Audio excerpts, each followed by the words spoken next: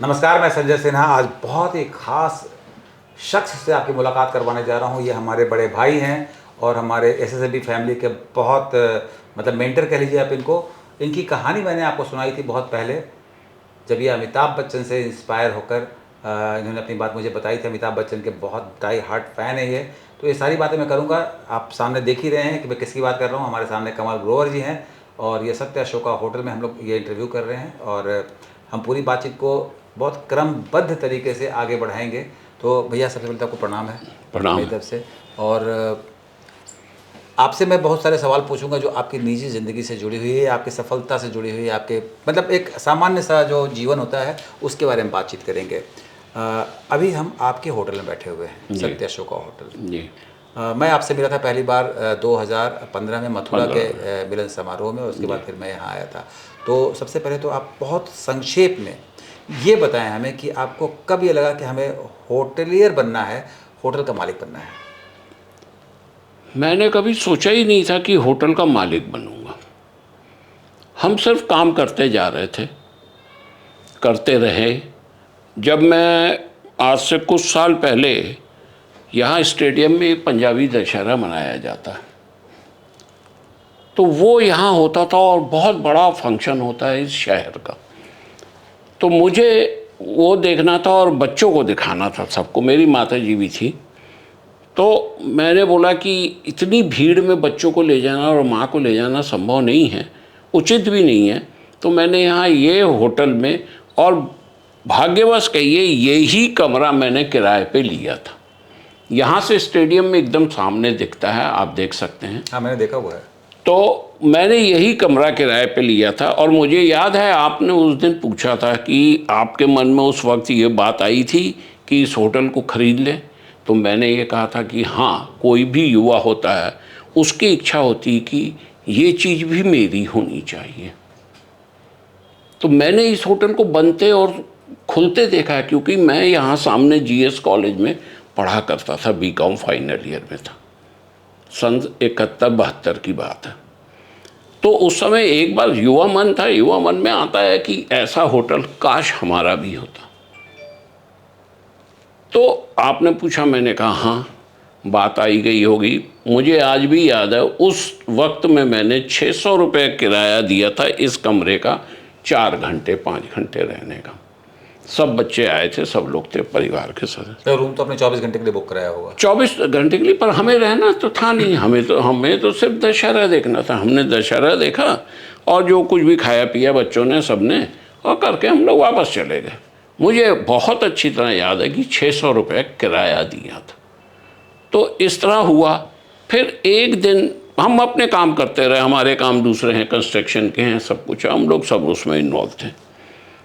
एक दिन बड़े भाई साहब बैठे थे, उनने बोला एक अशोका होटल की डील आई है, बिक रहा है, क्या उसको लें? तो हम लोग चारों भाई बैठे थे, हम लोग ने विमर्श किया और कहा लो। बोले करेंगे क्या? तो मैंने कहा कि देखा जाएगा क्या करेंगे, पहले तो लो। और एक रकम तय कर दी हम लोगों ने कि इतने में अगर मिल जाएगा तो इसको हम ले लेंगे। और भाग्यवश कहिए, जिनने इसको बेचना था उसने उतनी ही रकम मांगी, मतलब बार्गेनिंग की जरूरत ही नहीं? बार्गेनिंग की जरूरत ही नहीं पड़ी। और इस तरह से हमने ये होटल लिया। लेने के बाद जब हमने ये होटल लिया, हमने उनको कहा था कि हमें आपके होटल का कोई एम्प्लॉय नहीं चाहिए, ताला लगा हुआ गेट चाहिए, कुछ नहीं चाहिए हमें आपका, सिर्फ बिल्डिंग आपकी चाहिए। उनने हमें दी। अब उसके बाद हम लोगों ने सोचना शुरू किया क्या किया जाए। तो फिर हम लोगों ने ये डिसीजन लिया कि इसको होटल ही चलाते हैं। उस समय आपके फादर साहब थे? नहीं, मेरे पिताजी का स्वर्गवास 1980 में हो गया था। और आपने होटल लिया 2000 में? सन 2000 में। माता जी थी मेरी माता जी का क्या क्या प्रतिक्रिया थी जब बेटे ने होटल खरीदा? तो कुछ नहीं, ठीक है, अच्छा किया। हर माँ को खुशी होती है कि बेटा आगे प्रगति करे। मुझे बहुत अच्छी बात है। पहले इस होटल का नाम था अशोका होटल? अशोका। आपने इसे फादर का नाम जोड़ा? हाँ, फादर का नहीं, मदर का। मदर का नाम? अच्छा। हमारे यहाँ पे सारे काम सत्य प्रकाश से होते हैं। सत्यावती मेरी माँ का नाम था। और वेद प्रकाश मेरे फादर का नाम था। बिल्कुल। तो मैंने सत्य मदर से उठाया और प्रकाश फादर से उठाया। इस प्रकार ये सत्य प्रकाश बना। तो हमारी ये सारी बात मुझे भी, मैं फैमिली, इतने इतने वर्षों से जुड़ा हुआ हूँ आपसे, ये बात मुझे भी नहीं मालूम थी कि आपने सत्य, मुझे लगता था कि आपने फादर के नाम से बनाया है।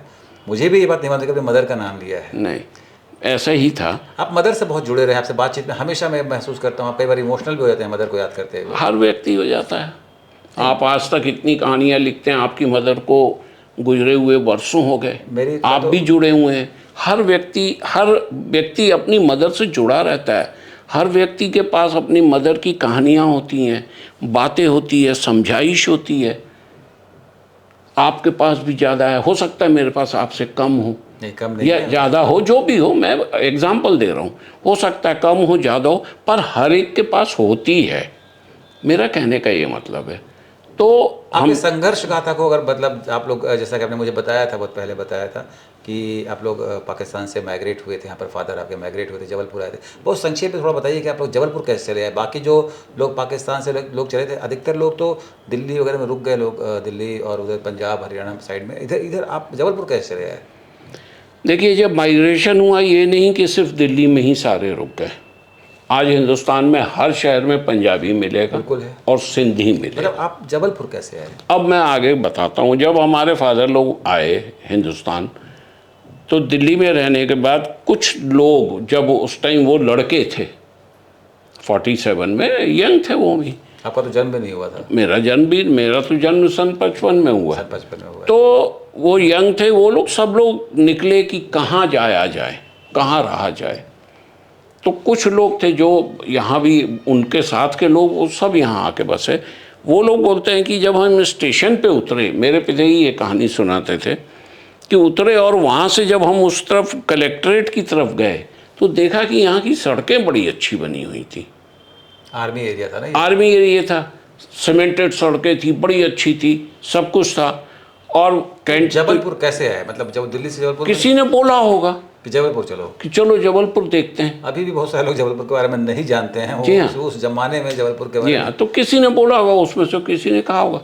तो जब वो लोग यहाँ जबलपुर आए, जबलपुर आके ने देखा बड़े अच्छा शहर है, साफ़ सुथरा शहर है, यार यहीं क्यों ना रहा जाए। तो वो सब के सब यहीं बस गए। पिताजी ने किस तरह के संघर्ष गाथा आपको सुनाई है? उनकी तो संघर्ष बहुत ही, मतलब जब वो आए होंगे कुछ नहीं होगा उनके कुछ पास, नहीं था। और जबलपुर में रहने के लिए कमरा भी उन्होंने, मतलब मिलना मुश्किल रहा होगा। उस समय उनको सरकार ने मकान अलॉट किए थे, जो छूट गए थे या छोड़ के चले गए थे। पुराने जबलपुर में कभी आप मेरे साथ चलना, मैं आपको घुमाऊंगा। अब हम और आप रहने की भी नहीं सोच सकते उस जगह पे। तो वो आके वहाँ बसे। फिर उनने अपना छोटा मोटा काम शुरू किया। किस तरह का काम? ऑयल मिल थी, ऑयल मिल बनाई, एक होटल चलाया उनने, कुछ और कई तरह के ऐसे काम करके फिर उनने एक नौकरी करी। मतलब वो जब आए थे वहाँ से तो पत्नी के साथ आए थे बस? नहीं, उनकी शादी हुई थी 48 में शायद। मतलब यहाँ आने के बाद हुई। हाँ। तो आपकी मदर यहीं की थी कि वो भी वहीं? दिल्ली की थी। वो दिल्ली की रहने हाँ, वाली? दिल्ली की थी। तो मतलब वो जबलपुर में मुलाकात हुई उनकी? नहीं, वो दिल्ली थी। वो तो पहले तो ये होता नहीं था ना कि मुलाकात होगी तो शादी हाँ, होगी। मतलब वो तो बताया किसी ने, जो शादी किसी हुई। रिश्तेदार ने बताया या किसी ने बोला, तो वो इस तरह की हुई। 48 में उनकी शादी हुई, 55 में हाँ, आपका जन्म हुआ। हाँ। आपके बड़े भाई जो हैं, आपके नरेश परिवार भैया। का स्ट्रक्चर किस तरीके से? नरेश भैया हैं बड़े भैया हमारे। हम लोग 4 भाई हैं जी।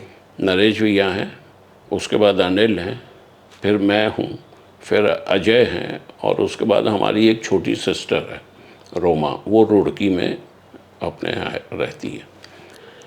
तो इस पर यार संघर्ष करते करते हमारे दादाजी भी थे, तो वो साथ रहते थे? हाँ, वहाँ पे छोटी ओमती एक जगह है, वहाँ सब लोग रहते थे। सारे पंजाबी वहीं रहते थे, सब लोग वहीं रहते थे। तो हमारे दादाजी थे, हमारे पिताजी ने एक नौकरी की हीराकुंड डैम में, वहाँ जाए, वहाँ से फिर जैसे भी हुआ ट्रांसफ़र हुआ या जो हुआ, दूसरी नौकरी भिलाई में ज्वाइन की। तो हम लोग भिलाई चले गए। हमारी पैदाइश जबलपुर में ही है। जबलपुर का एक बहुत फेमस इलाका है गुरंदी, हाँ। जहाँ सब कुछ मिलता है और सब कुछ बिक जाता है। इसका क्या मतलब हुआ? मतलब सब कुछ मिलता है और सब कुछ बिक भी जाता है। अगर आप कोई भी चीज़ बेचना चाहेंगे बुरंदी में तो कुछ भी बेचना चाहे बिक जाएगी। जी हाँ, ट्रक भी बिक जाएगा, स्कूटर भी बिक जाएगा, आपकी घड़ी भी बिक जाएगी, सब कुछ बिक चोर जाएगा। बाजार टाइप का है कुछ। जी नहीं, चोर बाजार कह सकते हैं, कबाड़ी बाजार या चोर वो क्या है, हर शहर में एक चोर बाजार होता है, कबाड़ी हाँ, बाजार। इसको चोर बाजार का नाम नहीं दिया गया, इनको कबाड़ी बाजार एक तरह से कबाड़ी कहा बाजार जाता है। तो मेरा जन्म उस इलाके का है, गुरंदी का है। गुरंदी अच्छा, में। आपने मुझे बताया, बातचीत में बहुत बार बताया कि आपका बिहार का कनेक्शन भी बहुत अच्छा रहा है। मेरे पिताजी जब भिलाई में नौकरी करते थे तो उनका दिमाग शुरू से था कि बिजनेस करना है, क्योंकि मेरे दादाजी, जब मैं यहाँ बीकॉम के लिए आया तो मेरे दादाजी बोलते थे कि तेरा प्यो मतलब फादर, ये पंजाबी में प्यो बोला जाता है, हमेशा लाखों की बात करता था, आज लाखों में पहुँच गया। तो नौकरी इनने भिलाई में की, भिलाई में थे, पर दिमाग इनका हमेशा बिजनेस में घूमता।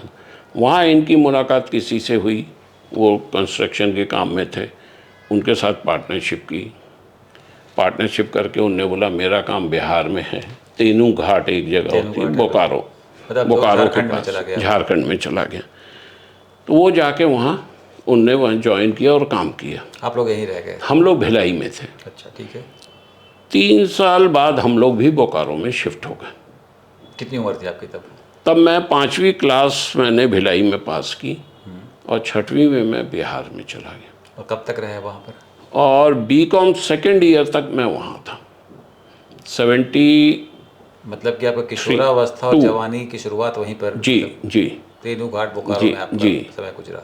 बहुत फेमस जगह है धनबाद। धनबाद बहुत फेमस है, बोकारो से बहुत नज़दीक है। हाँ बिल्कुल। और झरिया कोल फील्ड है बहुत बड़ी, मेरा ख्याल हिंदुस्तान की का इलाका। वासेपुर वाली फिल्म आपने देखी होगी। वो सब जगह हम घूमे हुए हैं।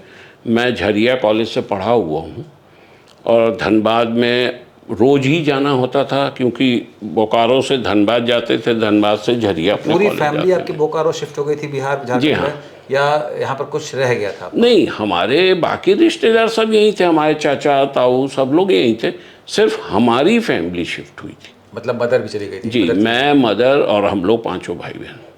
तो फिर आपको कब लगा कि हम जबलपुर वापस आए? पिताजी को कब लगा?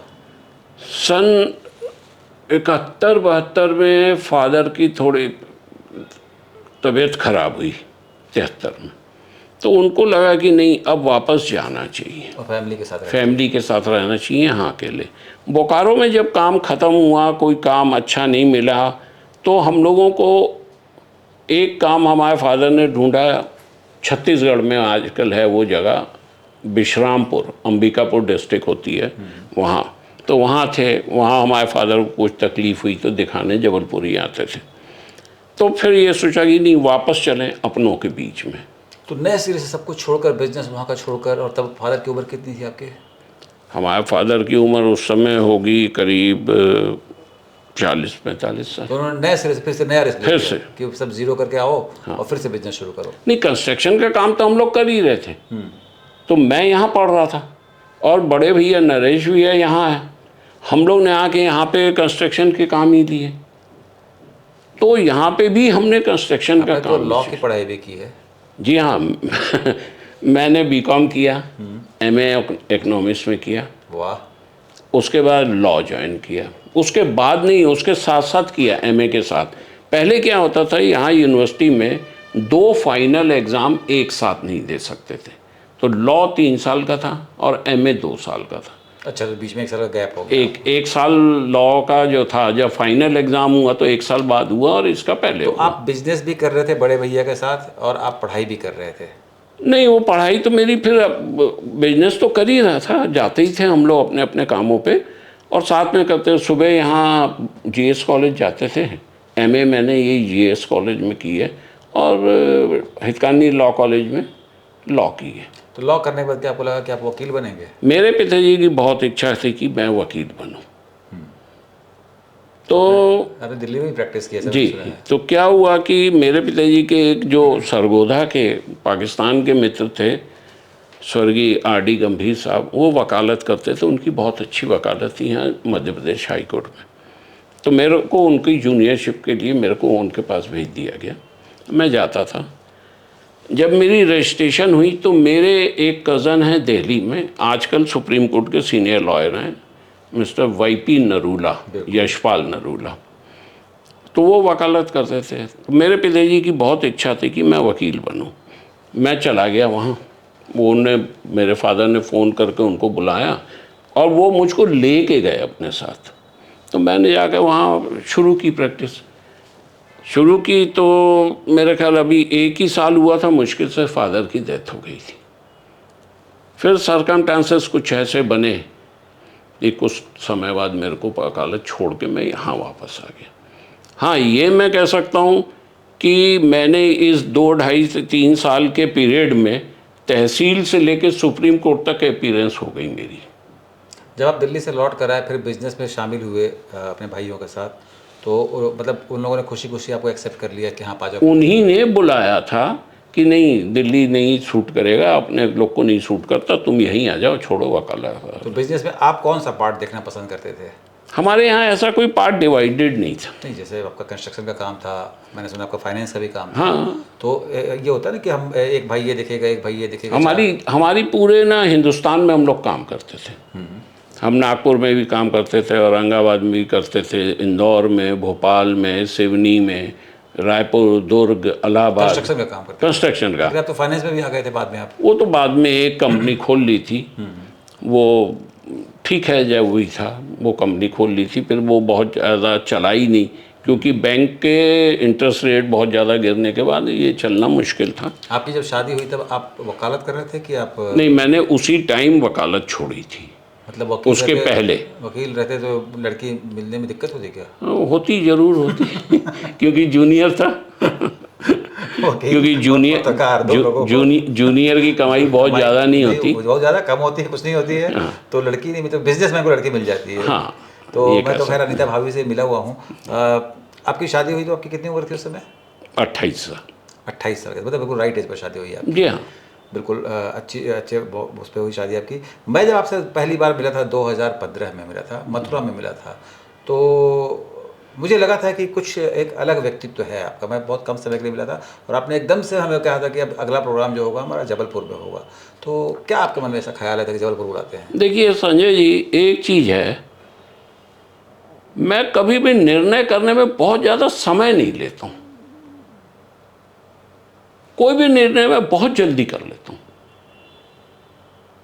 इसलिए जैसे ही मेरे को जो मिलाने वाले थे हमारे अमित चतुर्वेदी, उनने बोला कमल भैया बोल दो जबलपुर में करेंगे, मैंने बिना सोचे समझे कहा हाँ जबलपुर करेंगे, और मुझे उम्मीद थी कि मैं कर लूँगा। वो तो प्रोग्राम बहुत मुझ में ये योग्यता मुझे लगी कि हाँ ये कोई बहुत बड़ा कार्यक्रम नहीं है, तो मैं आराम से कर लूँगा। बहुत शानदार प्रोग्राम था, सबके सहयोग से बहुत अच्छा किया। देश भर से लोग आए थे उसमें, पूरे परिवार के लोग आए थे। भैया मैं आपसे बातचीत करता हूँ जब, तो मतलब हमारी तो बातचीत अलग से भी होती है। आपकी लाइफ में सबसे अच्छा वो कौन सा पल रहा जिसको कि आप अभी यहाँ याद करना चाहेंगे?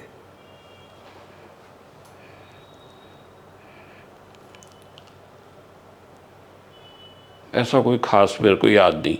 मेरा थोड़ा सा ये भी हो गया मेरे अंदर, अब पहले भी था कि ना मेरे को गम बहुत ज़्यादा होता है, ना मैं खुशी में खुश बहुत ज़्यादा। जीवन में कोई ऐसा क्षण जब बहुत दुखी हुए हो आप? ऐसे क्षण तो आते रहते हैं। जैसे एक की चर्चा करें। मेरी माता जी का जाना, मेरे पिताजी का जाना। मेरे पिताजी जब गए थे तब मैं दिल्ली में प्रैक्टिस करता था। रात को मुझे पता चला, मैं और मेरा कज़न, हम लोग को पता नहीं कौन कौन सी ट्रेन पकड़ के इलाहाबाद पहुँचे, इलाहाबाद से यहाँ पहुँचे। वो क्षण तो आते हैं। वो तो सचमुच बहुत, तो वो क्षण आए हैं, ज़िंदगी में आते हैं जाते हैं। आपको कौन सी बात सबसे ज़्यादा इमोशनल कर देती है? मैं आपको बहुत इमोशनल व्यक्ति मानता हूँ और मैंने देखा है बहुत भावुक होते हुए आप। मैं पारिवारिक रूप से, मित्रों के लिए मैं कई बार आपसे ही बात करता हूँ, और या आपकी बात कभी किसी से करता हूँ तो मेरे आंखों में आंसू आ जाते हैं कि संजय मेरे को इतना प्यार करता है। दीप जब मिली थी मेरे को पहली बार, आपको याद होगा, उनने जिस तरह से हम लोगों को सम्मान दिया, प्यार दिया, और आपको याद होगा मैंने बोला था मैं इस प्यार को क्या नाम दूँ, मेरी समझ में नहीं आ रहा। मैं बहुत इमोशनल हो जाता हूँ। लेकिन व्यापारी के बारे में कहा जाता है कि इमोशन से उनका कोई रिश्ता नहीं। नहीं, व्यापारी के बारे में, व्यापार में नहीं होना चाहिए। मैं सबको कहता हूँ, मैंने अपने बेटे को भी कहा हमेशा कि व्यापार के मामले में यहाँ से सोचना है, यहाँ से नहीं। व्यापार के मामले में मैं एकदम इमोशनल नहीं हूँ, एकदम नहीं हूँ। परिवार के मामले में आप परिवार के, अपने करीबियों के मामले में मैं जरूर इमोशनल हूँ। कौन सी चीज़ है जो आपको सबसे ज़्यादा इंस्पायर करती है, जो आपको आपके लिए प्रेरणा बन जाती है वो बात? अब तो संजय आप भी जानते हो, आपसे कई बार बात होती है, अब मेरे लिए कोई ऐसी प्रेरणा वाली बात नहीं रह गई मेरे अंदर। आपने जो चाहा पा लिया आपने। मैंने जो चाहा उससे बहुत ज़्यादा मिल गया भगवान कोई ने। एक ऐसा कोई फिल्मी कैरेक्टर जो आपको बहुत अट्रैक्ट किया हो? मेरे को फिल्मी कैरेक्टर या फिल्मी एक्टर, आप बताइए, एक्टर कैरेक्टर दोनों बराबर मेरे को तो हमेशा से ना प्राण सबसे अच्छे एक्टर लगे। मैं पहली बार किसी से सुना हूँ, ये मुझसे बहुत बार, इसीलिए मैंने ये सवाल पूछा भी था, ये पहली बार नहीं है, क्योंकि मैं पहली बार किसी को सुना हूँ जिसको कि प्राण बहुत पसंद है। और कभी कभी हमारी मजाक में बात होती है कमल भैया से, तो वो ये कहते हैं मुझे मौका मिलता अगर तो मैं प्राण जैसी एक्टिंग करना चाहूँगा फिल्म में। एकदम एकदम। आपने मुझसे कहा था कि अमिताभ बच्चन आपको बहुत अट्रैक्ट करते हैं। नहीं, अमिताभ बच्चन एक एक्टर के रूप में बहुत अट्रैक्ट करते नहीं हैं, मुझे एक इंसान के रूप में वो अट्रैक्ट करते हैं। अच्छा, वैसे मतलब आप मतलब मुझसे बहुत बड़े हैं आप उम्र में, और मतलब मैं भी कह सकता हूँ, और मैं फेसबुक पर जो हमारा परिवार है उसमें भी देखता रहता हूँ, महिलाएं आपको लेकर के बहुत अभी भी बहुत अट्रैक्टेड फील करती हैं। मतलब मुझे ऐसा लगता है कि वो अब कहने को तो बड़े भैया बोलेंगी तो आपको, लेकिन उनकी बातचीत में, उनकी टिप्पणियों में एक तरह का आकर्षण दिखता है। जब आप कॉलेज में पढ़ते रहे होगे तो मतलब आप कोई फिल्मी हीरो से कम तो अभी भी नहीं है, तो उस समय शादी भी नहीं हुई थी आपकी तब जबलपुर बहुत छोटा शहर था। मेरी दीदी कहती है कि बड़ा गांव है जबलपुर आज भी, तो इस शहर में सब लोग आपको जानते होंगे, जिस तरह का आपका व्यक्तित्व है। आप कॉलेज में तो उस समय में कुछ, उस समय की बात अलग है, वो तो फिर कॉलेज के दिन थे, कुछ भी कर लेना, कहीं भी किसी भी तरह की रिस्क उठा लेना। नहीं रिस्क तो, नहीं, मैं तो रिस्क की बात, बाकी वो सब भी इश्क की बात कर रहा हूँ। इश्क कर लेना या जो कुछ करना, वो जैसे इतना छोटा शहर था कि जैसे आप इश्क भी करेंगे तो घर पहले रिपोर्ट पहुँच जाएगी। हाँ, पहुँच जाती थी, ये नहीं है कि नहीं पहुँची, पहुँच जाती थी। और जो आप बोल रहे हैं महिलाएं अट्रैक्ट होती हैं, ये तो भगवान ने दिया है, और अपना कॉन्फिडेंस है, बोलने का तरीका है, या जो कुछ भी किसी को मेरी शर्ट पसंद आ जाती तो किसी को चश्मा या किसी को बाल। तो लड़कियों को देखा, उन्होंने कहा है कि और किसी रूप में तो मुझे पिता के रूप में पसंद आ जाते हैं। हाँ, कई बार आप ही ने देखा, आगरा में मेरे को एक बेटी मिल गई थी, एक बोली आप मेरे मामा जैसे दिखते हो। मैं सबको एक्सेप्ट करता हूँ। मैंने आज तक, जैसे लोग कहते हैं ना आंटी मत बोलो, अंकल मत बोलो, मैंने कभी किसी को नहीं रोका। जिसको जो बोलना हो बोलो। मैं राजनीति में रहा हूँ, मुझे इस छोटी सी उम्र में लोग आते थे और कार्यकर्ता, और पैर छू के बोलते दादा ये काम है, मैं हाँ बेटा। 55 में आपकी पैदाइश है, तो 55 का मतलब कितने साल के हो गए आप? 67, 68 68 साल में आप बिल्कुल फिट हैं, एकदम चकाचक फिट हैं। सब कृपा है। नहीं वैसा तो कृपा तो है, मतलब ठीक है, वो मतलब बिल्कुल फिट है। मतलब फिट होना, फिजिकली फिट होना, मेंटली फिट होना नहीं है, देखने में बिल्कुल सुदर्शन लगते हैं अभी भी। वो तो ऊपर वाले की देन है। और आप कपड़े वपड़े भी ऐसे पहनते हैं जैसे कि मतलब कि 30-35 वालों को टक्कर दे देते हैं। हाँ, मुझे एक शौक है। और पर आपको एक चीज़ बताऊं कि हाँ ठीक है, कलर मैं बोल देता हूँ कि मेरे को काला कलर ले आना या ये ले आना, कपड़े मैं खुद नहीं खरीदता हूँ, मेरी पत्नी और मेरी बेटी खरीद के लाते हैं। हाँ, ये बात तो आपने बताई थी मुझे। मेरा एक छोटा सा प्रश्न और है, बहुत असामान्य सा प्रश्न होता है। मतलब जब हम किसी आम आदमी का इंटरव्यू करते हैं, लोग आमतौर पर किसी सेलिब्रिटी का इंटरव्यू करते हैं और उनकी ज़िंदगी को जानना चाहते हैं, पर एक शहर में एक बच्चा जिसका जन्म हुआ हो, जबलपुर में ही जन्म हुआ हो, इसी शहर में वो रह रहा हो, इसी शहर में वो सेलिब्रिटी बन गया, अपने बूते पर बन गया, उसने मतलब इतना बड़ा बिजनेस एम्पायर खड़ा कर लिया है यहाँ पर। तो इस शहर में आप जो लोग आपके साथ छोटे से बड़े हुए होंगे, कई लोग पीछे रह गए होंगे, कई लोग आगे निकल गए होंगे, उनके साथ मुलाकात होती है तो क्या कैसा आपको एहसास होता है? बहुत अच्छा लगता है। मेरे तो इतने पुराने दोस्त हैं जो सन 70, 71, 72 में यहाँ बने थे जब मैं आया था। आपकी ज़िंदगी में तो कई सुदामा भी होंगे, कई कृष्ण भी होंगे। हाँ होंगे। तो आज भी मेरे दोस्त जो आज भी हैं, 50 साल हो गए, वो कुछ दोस्ती के लहजे में बोलते हैं, यार तुम ना वैसे ही थे जैसे साइकिल पे चलते थे, वैसे ही हो जैसे आज हो। अशोका पुराने साथ कॉलेज में पढ़ी हुई गर्लफ्रेंड कोई जो कि अब तो सब विदा हो गई होंगी, कोई मिलती है कभी? मिली कभी? एक ही शहर में रह रहे हैं, छोटे शहर में। नहीं, कभी नहीं मिली, किसी मुलाकात नहीं हुई? नहीं, सब लड़कियां विदा हो गई होंगी। जी हाँ। फेसबुक पर मिली कोई? नहीं, ढूंढा ही नहीं आपने? नहीं, सच बोल रहे हैं ना? बिल्कुल ढूंढे एकदम सच। कोई नहीं, पुरानी वाली सब निकल गई सारी, सब चली गई, सबकी शादी बाहर हो गई और किसी के संपर्क में भी नहीं है। तो ये तो खैर ये होता है, लड़कियों की शादी बाहर हो जाती है। अगर जबलपुर में होती तो शायद मुलाकात हो जाती। इतना छोटा सा शहर है, किसी ज्वेलरी शॉप में मिल जाती, किसी किताब की दुकान में मिल जाती, सिनेमा हॉल में मिल जाती। नहीं, ना मैंने ढूंढने की कोशिश की, ना कोई मिली। जो बीत गया सो जो बीत गया सो बीत गया। और आप इतना घूमते फिरते हैं। भाभी कहाँ, झांसी की रहने वाली? झांसी की। झांसी की। और भाभी का क्या अप्रोच रहता है आपके मतलब पूरे टोटल ये मतलब लोगों से मिलना जुलना, घूमना, ये सोशली अपने आप को इतना इन्वॉल्व रखना? वो बहुत ज़्यादा इन्वॉल्व होती हैं और मेरे से ज़्यादा उसमें सहन शक्ति है, विल पावर है उसमें, और बहुत ज़्यादा पॉजिटिव है। मैं फिर भी निगेटिव होता हूँ। मैं होता हूँ तो मैं आगे बताता नहीं हूँ किसी को। मैं बहुत सी चीज़ें अपने अंदर ही रखता हूँ, मैं नहीं बताता। मैं निगेटिव होता हूँ, परंतु मैंने अपनी पत्नी को और अपनी बेटी को कभी निगेटिव होते नहीं देखा। कमल भैया की एक खासियत मैं आपको बता दूं कि एक मतलब ये सारी बातचीत तो इंटरव्यू में दर्ज हो रही है, आप लोगों के लिए हो रही है। कई बार कॉमन आदमी जो होता है उसका जीवन भी एक बहुत खास होता है और किसी हीरो से कम नहीं होता है। कभी कभी ये बहुत इमोशनल होते हैं। फेसबुक पर मैं देखता हूँ कि बहुत ही इमोशनल सी बात कह जाते हैं। ज़िंदगी के इतने लंबे तजुर्बे के बाद अगर आपसे मैं कहूँ कि आपको एक संदेश देना हो लोगों को बहुत कम में, तो क्या संदेश देना चाहेंगे आप?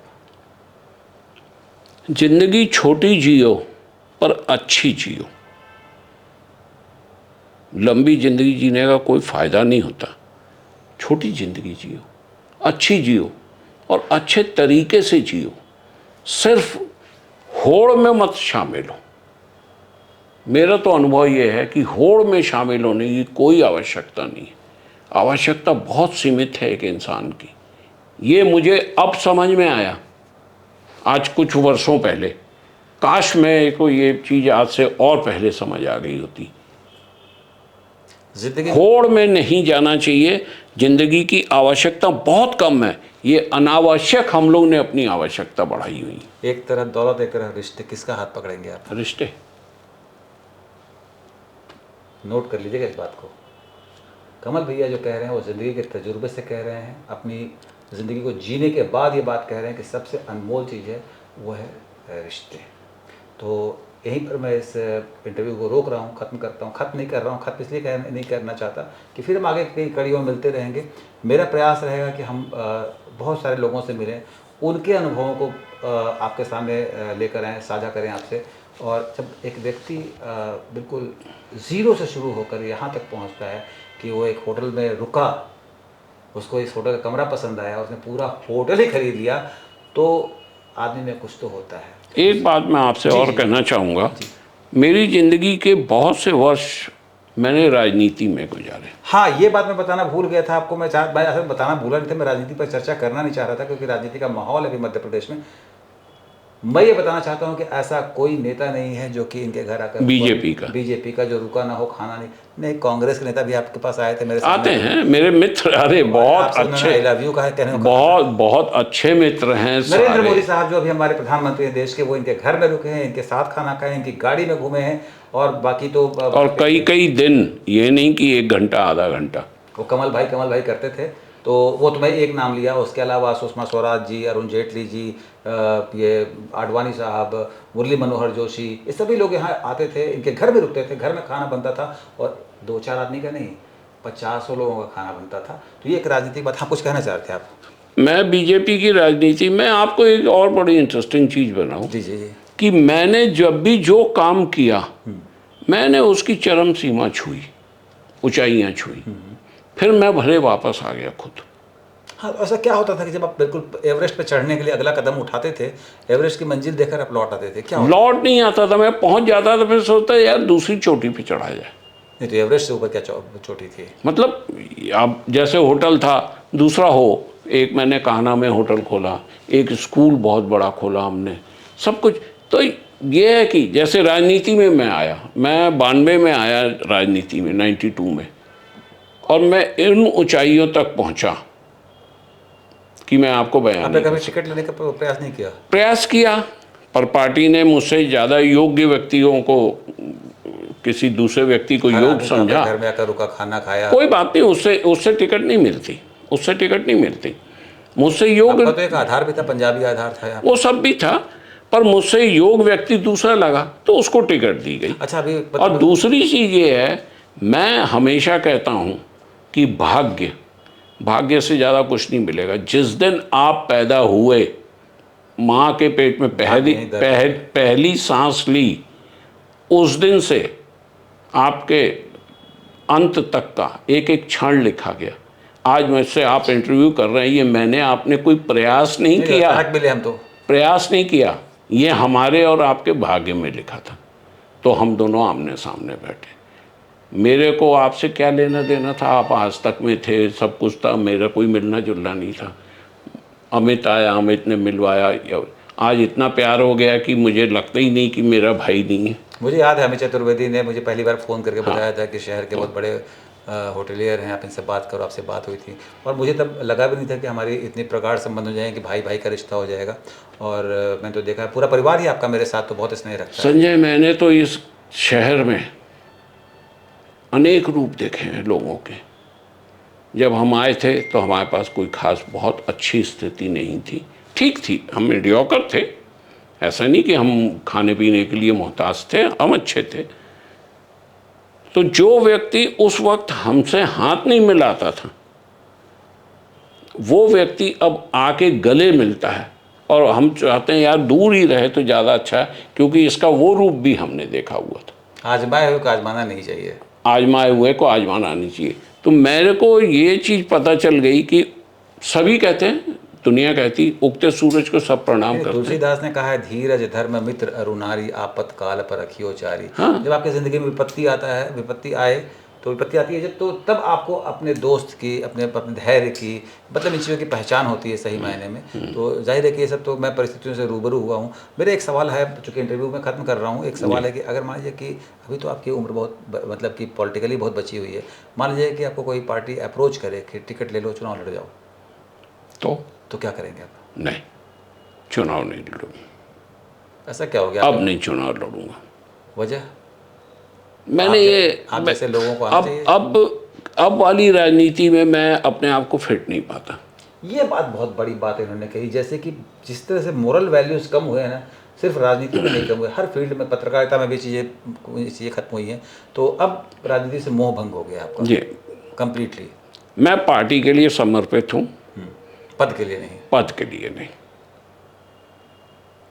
मतलब पार्टी के लिए आप कुछ करेंगे, लेकिन पद के लिए, पद पाने पार्टी जो काम बोलेगी वो करेंगे, जैसी मदद बोलेगी वैसी करेंगे, परंतु जबलपुर छोड़ के बाहर जाने का अब नहीं सोच सकता कि पद। आप बहुत अच्छी तरह जानते हैं मेरी मित्रता कुछ लोगों से है जिनके साथ मैं अपनी ज़िंदगी आराम से बिता रहा हूँ और बिताता रहूँगा। उम्र के इस पड़ाव पर आदमी को एहसास होता है। आपको याद हो वो फिल्म प्यासा का वो गाना कि दुनिया अगर मिल भी जाए तो क्या है। तो जब आदमी सब कुछ पा लेता है, फिर उसे लगता है कि असल में सब कुछ पा लेना भी कुछ पाना नहीं होता है, और खो देना भी कुछ खोना नहीं होता है। ज़िंदगी एक सफ़र है, और इस इंटरव्यू की कड़ी में हम बहुत सारे लोगों को आपके पास लेकर आते रहेंगे, पर ये मुलाकात इसी तरह चलती रहेगी। पर हर व्यक्ति की ज़िंदगी जो है कहानी है, एक फिल्मी कहानी है, एक उपन्यास है, या ये एक पूरा संसार है। आज आपकी मुलाकात हुई है कमल ग्रोवर भैया से, जो कि मेरे मुंह से ही कमल ग्रोवर भैया निकलता है हमेशा। मैं कभी और कुछ बोल ही नहीं पाता हूँ, मैं कमल ग्रोवर जी बोल दूँ, ऐसा हो नहीं पाता है। कई बार कोशिश करता हूँ कि मैं थोड़ा सा इंटरव्यू टाइप की चीज़ करते हुए बहुत इनफॉर्मल ना रहूँ, फॉर्मल हो जाऊँ, पर वो हो नहीं पाता है। पर आपसे भी मिलूँगा, आपके पास भी आऊँगा। तब तक के लिए आपसे बाय बाय कहना चाहता हूँ। सी यू, टाटा, बाय बाय, नमस्कार। धन्यवाद संजय।